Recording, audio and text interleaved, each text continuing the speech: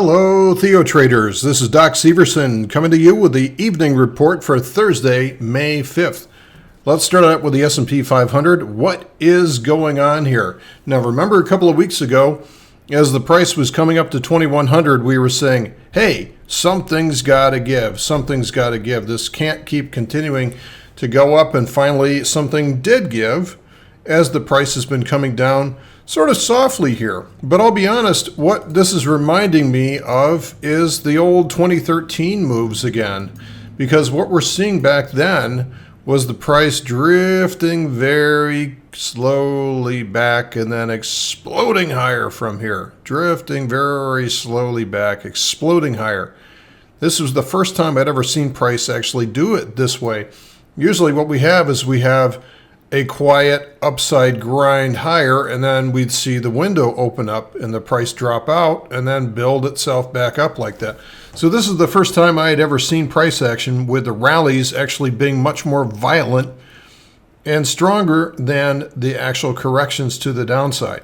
And of course, we know that the reason for this after the fact was the market pricing in all that liquidity out there. So QE was really the driver for that. So now what do we have? What's going on here? Well, is QE going to become important again? Can the market survive without it? So right now, this is what we're trying to figure out, and this is why you've seen the market sort of go essentially nowhere over the last year and a half.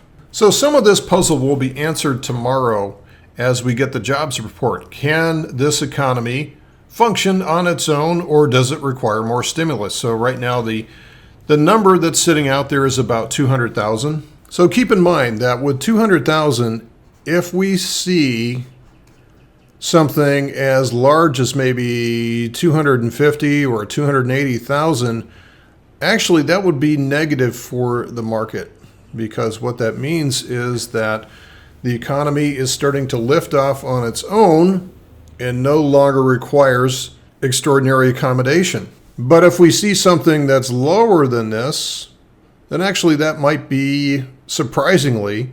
So if we come in with like $1.80 or something like that, that actually may be bullish for the market, because then they're going to say, well, that takes the June rate hike off the table, or at least the probability of that will drop. So lastly, what we have is the potential for a true Goldilocks number. If it comes in right around 200,000, then what will happen is nothing in terms of stimulus or raising rates. They'll probably keep things right as they are, and we'll probably get a positive reaction from the market. So how much of a positive reaction should we expect for tomorrow, or for that matter, negative reaction? Well, let's look at the option chain and see what's being priced in right now. If we just go over here to the chain for the options that are expiring tomorrow, if we go over here and look at the expected move, we're seeing about 16.5 points are priced into tomorrow's move. That means that we could see plus 16, minus 16. That's going to be, for all intents and purposes, probably the extent of the move that we'll see. So if we zoom in on this and see what we might expect for something like this. So plus minus 16. And that is going to put us up to maybe as high as 2060 and maybe as low as somewhere like 2027 or so. So something like this is about the range that we would expect to see from any reaction tomorrow. So it's actually a very mild reaction is being priced in one way or the other. And in both cases, I could see the price staying within that range. I think right now at this point, there's going to be a lot of support that comes in around 2030. This, of course, is on the ES and not necessarily the SPX, so those numbers are going to be slightly different. But there's a lot of support in this area to keep prices sort of buoyed. So unless something really horrible happens tomorrow with the announcement, I think we'll probably be staying within this range between now and tomorrow afternoon. Now, I saw something very interesting happening in crude oil today. Now, recall the context of what we're trading within in crude oil. We have a massive monthly downtrend, lower highs, lower lows, and so far this huge rally that everybody's talking about is nothing more than a lower high so far.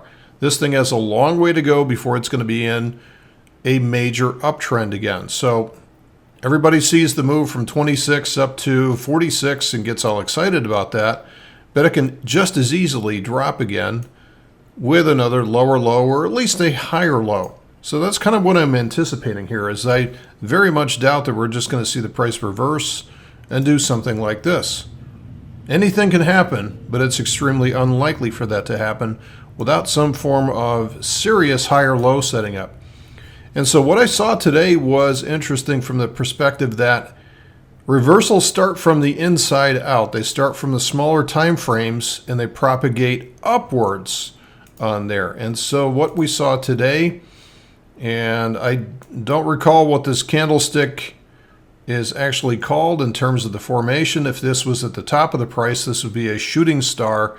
But what we did see was the price try to make a higher high and faded back down from there. So this could actually create a lower high, and these lower highs that generate like this can cause some very, very quick action to the downside because of the fact that they get too many bulls trapped up at the top of the pattern that are scrambling to get out at this point. This is the opposite of a short squeeze. So again, one more time without all the noise on here, you can see how difficult this was for the bulls because they bought this thing up today and then just got taken underwater.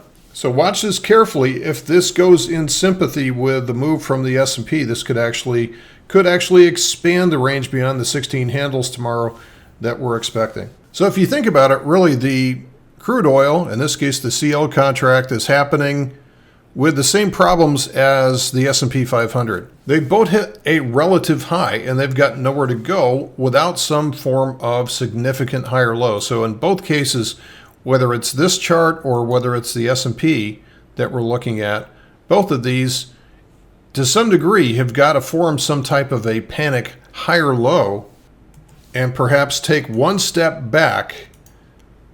In this case, maybe down here, maybe down to 2,000 or so before they can take two steps forward and break out of this range. That's it for tonight's report. Thanks for listening, folks. We'll see you soon.